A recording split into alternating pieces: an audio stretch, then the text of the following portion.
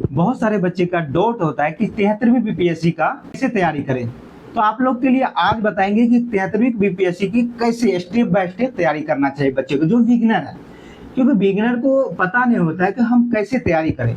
First बात तो है कि जो आपका जो 73वीं बीपीएससी का जो सिलेबस है उसको अच्छे से अध्ययन करना चाहिए। अध्ययन के बाद जो है एक एक सब्जेक्ट उठाइए, उसको जो है कंप्लीट करिए। 2-4 बार 5 बार जो आप पढ़ने के बाद आप नोट्स बनाइए।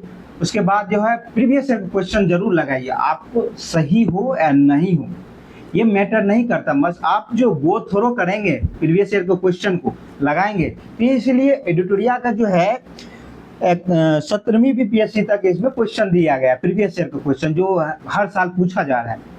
तो ये जो है आप लगा लेते हो तो इसमें आपके जो है ना बहुत ही बेस्ट आपकी तैयारी हो जाता है, क्योंकि बहुत सारे के जो हम पता हो जैसे कौन सा टॉपिक से कौन सा क्वेश्चन आया है, कौन सा चैप्टर से क्वेश्चन उठा रहा है। हर साल हिस्ट्री से कितना आ गया है, ज्योग्राफी से कितना आ गया है, साइंस से आ रहा है तो केमिस्ट्री से कितना आ रहा है, बायोलॉजी से कितना आ रहा है, और उसके बाद जो है वो तो जितने भी सब्जेक्ट है सारा सब्जेक्ट बिहार स्पेशल से कितना आ रहा है। तो जो भी क्वेश्चन है तो आपको प्रीवियस ईयर क्वेश्चन लगाने से ये होगा कि आपके जितने भी डाउट है गलतियां हो कमी हो जाएगा, और इससे होगा कि आपके जो गो थ्रो कर जाते हैं ना क्वेश्चन का लेवल तो पता हो जाएगा कहाँ से क्वेश्चन पूछे।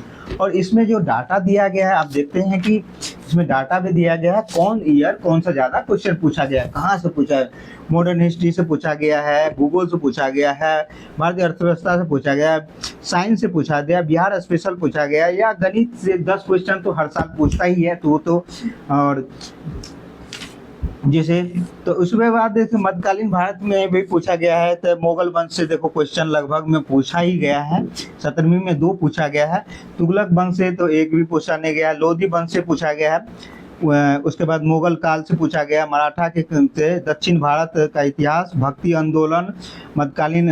तो जो इतिहास में टॉपिक है जहाँ जहाँ से क्वेश्चन उठाना चाहिए बच्चे को मतलब उसमें पेपर में तो वो उठा रहे हैं। इसमें जो डिटेल्स आप पढ़ेंगे ना तो आपको जो पता चल जाएगा कौन सा चैप्टर से हर साल क्वेश्चन उठा रहे हैं। जैसे भारत में यूरोपीय व्यापार कब आया तो उससे एक लगभग क्वेश्चन आ ही जाता है। अधिनियम पूछ रहा है, ब्रिटिश काल पूछ रहा है, नीति पूछ रहा है, राजनीतिक, अर्थव्यवस्था, प्रशासनिक है, जनजातीय और किसान आंदोलन पूछ रहा है। उसके बाद देखो सामाजिक धार्मिक सुधार आंदोलन पूछा है, 1857 की क्रांतिकारी की गतिविधि पूछ रहा है। हर साल लगभग में देखो 71वीं बीपीएससी में भी 2 क्वेश्चन आया है पीटी में। और भारतीय राष्ट्रीय आंदोलन पूछ गया हर साल लगभग, देखिए इसका जो है 5, 1, 8 ऐसे करके जो है हर साल लगभग में क्वेश्चन आता ही है। तो कांग्रेस का अधिवेशन पूछ दिया है, कांग्रेस अधिवेशन 17वीं में 4 क्वेश्चन पूछा गया था, ठीक है। पत्र एवं पत्रिका ही पूछ दिया है, उससे क्वेश्चन आता ही है। तो जो ये जो टॉपिक है ना आपको करना ही चाहिए। उसके बाद देखिए प्राचीन भारत में सिंधु सभ्यता का पूछ दिया, हड़प्पा सभ्यता पूछ दिया, वैदिक काल पूछ दिया, महाजन पूछ दिया, सामाजिक धार्मिक सुधार आंदोलन है, मौर्य काल, मरुत्तर काल, गुप्त काल, और ये सब जो है सारा चीज पूछा गया। इसके बाद भारतीय अर्थव्यवस्था है संविधान से पूछा गया है। तो जो क्वेश्चन इसमें जो है ना सारा डिटेल से दिया गया है, और इसमें जो ये आप अच्छे से अध्ययन कर लेते हो तो इसको आपको बहुत सारे आसानी हो जाए। अब जैसे प्रीवियस क्वेश्चन लगाने से ये फायदा होगा कि आप 4 ऑप्शन दिया हुआ, इसके बाद एक ऑप्शन का पूरा डिटेल से दिया गया है यहाँ पर। तो डिटेल से आप अध्ययन कर लेते हैं तो बहुत ही अच्छा हो जाएगा, और प्रीवियस क्वेश्चन लगाने से डाउट क्लियर हो जाएगा, आप गलतियां कमी हो जाएगा, और पता चल जाएगा कौन सा टॉपिक से कहाँ से क्वेश्चन उठा रहा है।